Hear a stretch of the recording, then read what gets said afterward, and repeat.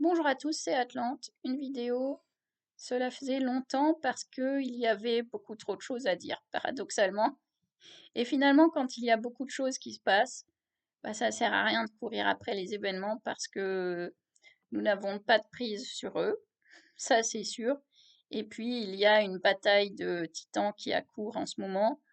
Et donc, nous, on ne peut que observer et donc bénéficier des, comment dire, des répercussions qui arriveraient jusqu'ici.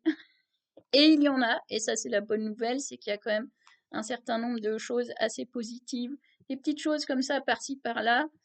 Alors évidemment, il n'y a pas grand bruit puisque ici, en Union européenne, eh bien, nous sommes toujours sous la chape de plomb de ce système ben, qui est soviétoïde et mafieux. Ici, on est toujours, on va dire, sous cloche, hein, on est toujours bon, on est toujours mal ici. Mais il y a des petites choses quand même qui bougent. Le wokisme est en train de crever aux États-Unis, hein. Bon, c'était à la source. Moi, j'avais dit, souvenez-vous, il y a assez longtemps, que ce truc-là n'était pas pérenne par essence. Ça tient pas debout.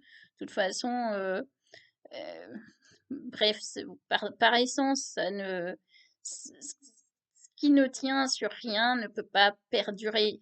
Ça tient sur du mensonge. Le mensonge, ça marche un certain temps, mais ça ne marche pas tout le temps.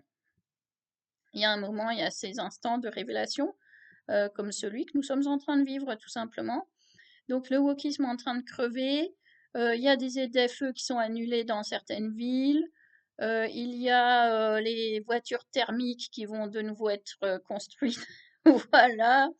Il y a même le porte-monnaie électronique qui va être finalement repoussé à 2029. Donc, allez, nos ennemis grattent encore un petit peu de temps. Alors, par contre, attention à eux.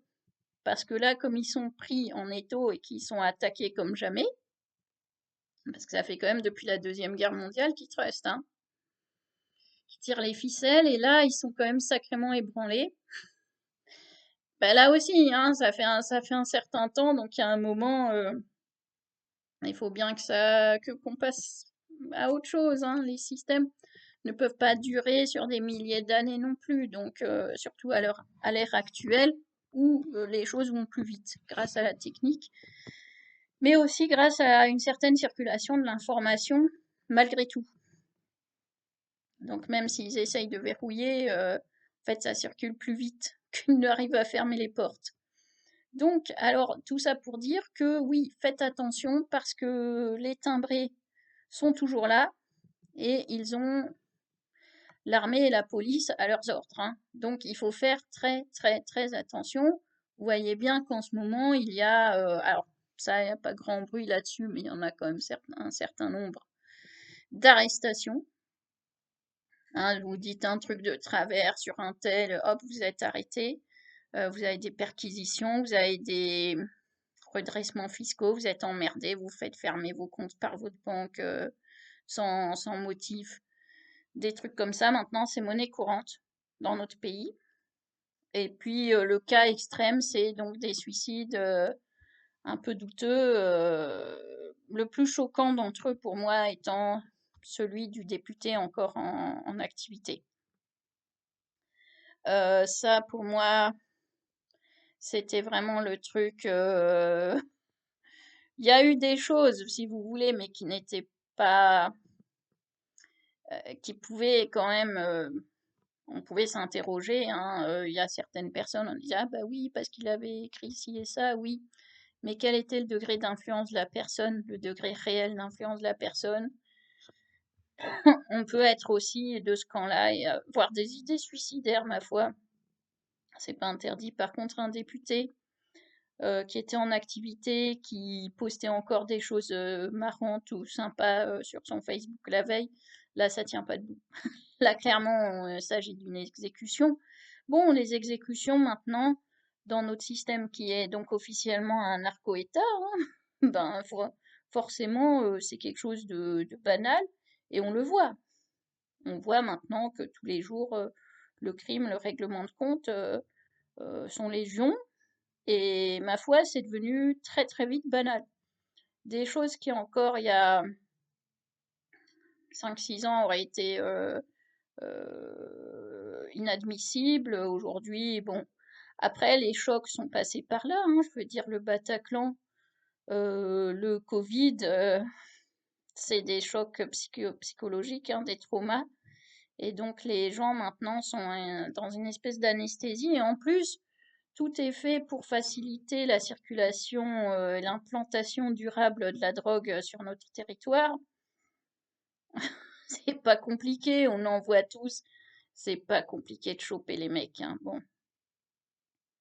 Donc la population se drogue de plus en plus, ben, un petit peu pour échapper à tout ça, hein, de manière chimique. Donc même des mères de famille prennent, paraît-il, des champis hallucinogènes comment dire, à dose homéopathique. Mais bon, quand vous voyez des gens un peu euphoriques, des bonnes femmes un peu euphoriques ou tout ça, il y a de fortes chances qu'elles prennent ça. Bref, c'est triste.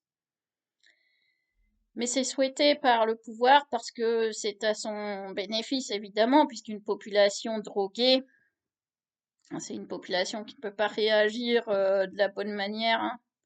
Les drogués sont des gens anesthésiés du cerveau, hein. Bon, donc, mais attention, autour de vous, il y en a peut-être, faites attention dans votre entourage à ce que prennent vos proches. Regardez s'ils ne prennent pas, il y a aussi ces psychotropes parfaitement, on va dire, légaux parce que prescrits par médecin, mais substantiellement c'est la même chose. Sans compter ces boutiques de CBD qui fleurissent partout. Donc, oui, où est-ce que je voulais en venir? Donc, pour l'instant, ici en France, bien rien à faire à part tenir le choc, tout simplement, et continuer à progresser à titre personnel. Moi, finalement, je dévie pas de trajectoire. On sortira de tout ça. Rapidement ou moins rapidement, ça, on n'en sait rien. Est-ce qu'il y aura un événement majeur ou est-ce que ça va se faire au goutte à goutte? On n'en sait rien. L'un ou l'autre, de toute façon, les choses ne sont pas figées. Ça, c'est ce qui est important. Rien n'est irréversible sauf la mort. Donc, de l'espoir, il y en a. Ensuite, dans l'opposition, il y a des gens de très bonne qualité, même si on les critique, etc. Le moment venu, ils seront capables de prendre les rênes. Et il y en a une flopée. Notamment ceux qui, pour l'instant, sont des youtubeurs, hein, malheureusement. Parce qu'en vérité, il n'y a que ça à faire pour l'instant. Même si, à titre personnel, je trouve qu'ils parlent trop. Ils parlent beaucoup trop, mais ça traduit aussi eh bien, une envie de rester vivant, je pense, et de rester visible, tout simplement. Donc, c'est critiquable, mais c'est compréhensible. Je leur conseillerais juste de ne pas révéler trop de choses sur leur compréhension ou leurs éventuels plans, parce que ça, n'importe qui peut les voir, y compris leurs ennemis, qu'ils n'oublient pas ça, principe de base. Voilà. Sur ce, à très bientôt et tenons bon.